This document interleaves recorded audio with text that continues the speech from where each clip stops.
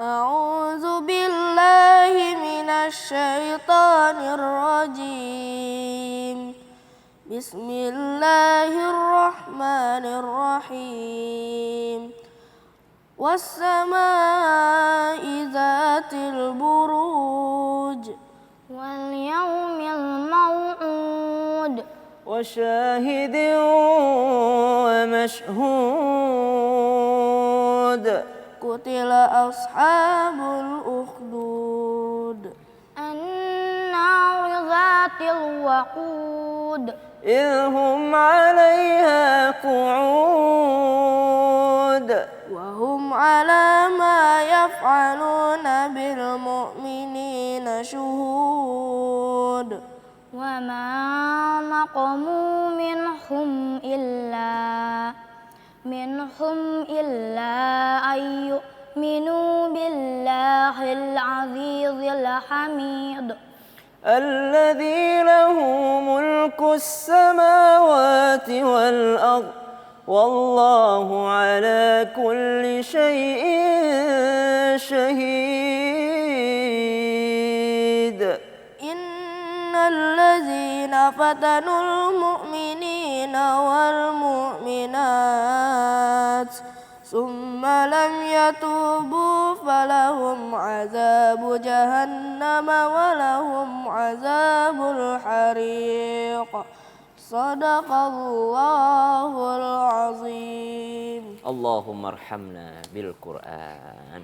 Jamaah, alhamdulillah. Buat jamaah yang baru bergabung hari ini, kita masih dengan tema keajaiban dalam sholat tarawih. Nah, gimana Ustadz Maulana? Ya. Benarkah keajaiban sholat tarawih itu bisa menjalin silaturahmi? Tapi bagaimana ya? Misalnya sholat tarawih terus menjalin silaturahmi itu seperti apa? Mau tahu? Silakan. Mau tahu? Mau banget. Saya bahas. Silakan. Izin Ustaz Bani, Ustaz Sam. Dan kepada semua jamaah, jangan tidur. Ini jadikan majelis. Siapa yang menuntut ilmu, maka lebih mulia pahalanya daripada salat sunat 1000 rakaat. Masya Allah. Jadi kemuliaan pagi hari ini kita dapatkan, yakni belajar di mimbar Islamit Indah, di majelis Islamit Indah, di bulan suci Ramadan, 1000 kali dikali 70. Berarti berapa itu? Sama dengan banyak, 70.000. Jadi itu luar biasa, 70 gunung kemuliaan. Jadi jangan kemana-mana setelah sahur, nonton terus Islamit Indah sampai selesai. Supaya masuk dalam kategori mendapatkan pahala bermajelis. Nah, pertanyaannya, bagaimana mungkin salat tarawih itu bisa jadi silaturahmi? Jawabannya iya, karena dengan tarawih itu mengantarkan buat kita menambah pahala. Ingat ya, tarawih itu adalah salah sunat malam Ramadan sesudah salat Isya di waktu istirahat, di waktu santai. Jadi betul-betul waktu santai, enak banget itu. Nah, terima kasih banyak. Di masjid-masjid disiapin, diambilin imam yang terbagus. Jadi semarak semua. Aduh, betul-betul ajang silaturahmi loh. Saya itu waktu kecil paling suka itu. Karena kenapa? Karena di masjid itu banyak pedagang. Banyak jajanan. Banyak jajanan. Tapi ingat tuh, kenapa silaturahmi? Karena kita berjamaah. Dengan berjamaah ada silaturahmi di dalamnya. Apa itu? Semangat dalam beribadah.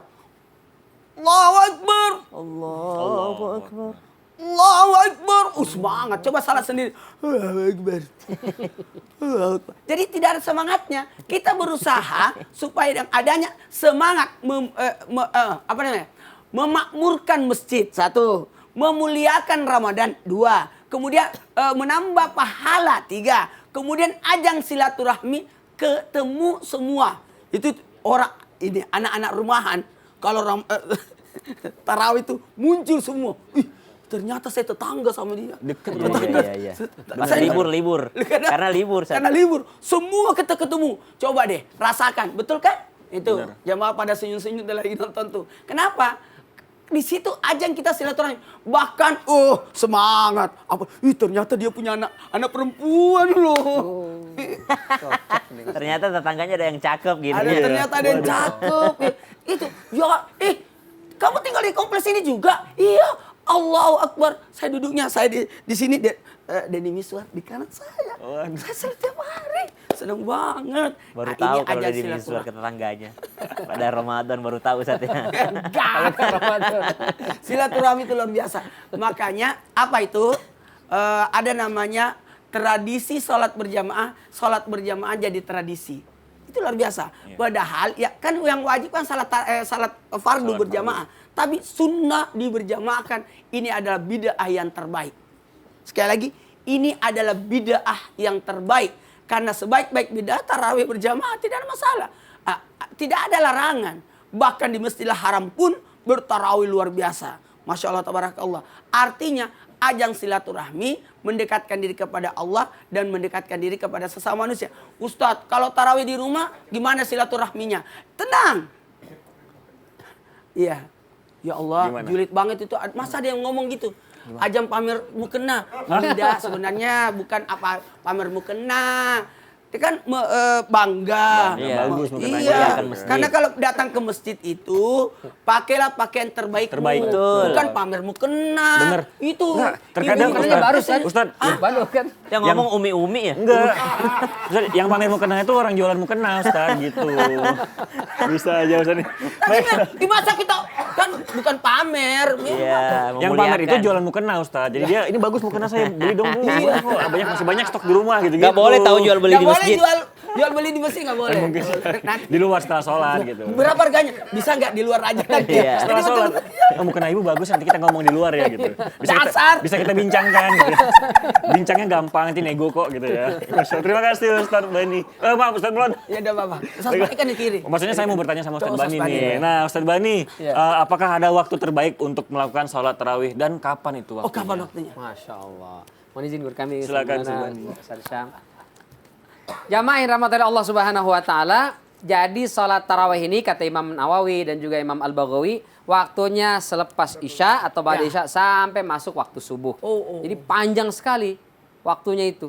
Jadi kalau kenapa nggak tarawih? Nggak sempat. Masa nggak sempat? Dari ba'da Isya sampai subuh itu waktunya. Siapa yang ngomong itu? Siapa yang ngomong? Yang mana Ustaz? Mungkin yang nanya Mana, siapa? yang nanya kerudung tadi yang bukan. mana, yang mana? Bukan, maaf. Masih kerudung lagi ya? Tapi pertanyaan nih Ustaz, dari sepanjang malam itu, ba'da Isya sampai menjelang subuh, mana yang afdal? Iya. Mana yang paling afdal? Boleh nggak kita sholatnya malam aja deh, lebih khusyuk, lebih tenang. Saya kalau berjamaah, bareng-bareng sholat berjamaah itu tadi jadi pamer kerudung. Nggak ada niat sebenarnya. Atau jadi dibagi pamer dua. mukena. 8 rakaat di masjid tambah 12 rakaat di Masya Allah, rumah. Masya mantap Allah. itu. Kata dalam Al-Mughni ya, Ibnu Qudamah, beliau mengatakan, Imam Ahmad bin Hanbal pernah ditanya, boleh enggak mengakhirkan taraweh ke sepertiga malam terakhir, seperti tahajud? Apa jawab Imam Ahmad? Kata beliau, la. Sunnatul muslimina ahabbu ilayya. Kata Imam Ahmad nih. Ini Ahmad Bani Hasim kebetulan. Tapi Imam Ahmad yang mengatakan, kata beliau, aku tidak suka mengakhirkan taraweh ke sepertiga malam terakhir. Kenapa? Sunnatul muslimina ahabbu ilayya. Sunnah yang biasa sudah dijalankan oleh umat Islam lebih aku cintai. Sunnah apa itu yang diceritakan oleh guru kita Ustaz Syam tadi? Yaitu yang telah diinisiasi oleh Umar bin Al-Khattab dengan menunjuk Ubay bin Ka'ab radhiyallahu anhu warda untuk menjadi imam. Yaitu setelah Isya, ba'da Isya. Kalau dari ba'da Isya kelarnya menjelang subuh, itu afdal. Cuman kayaknya pengikutnya jadi sedikit nanti yang jamaah itu. Berat. Jadi mana yang paling afdal? Kata Imam Ahmad justru ba'da Isya. Itu yang afdal.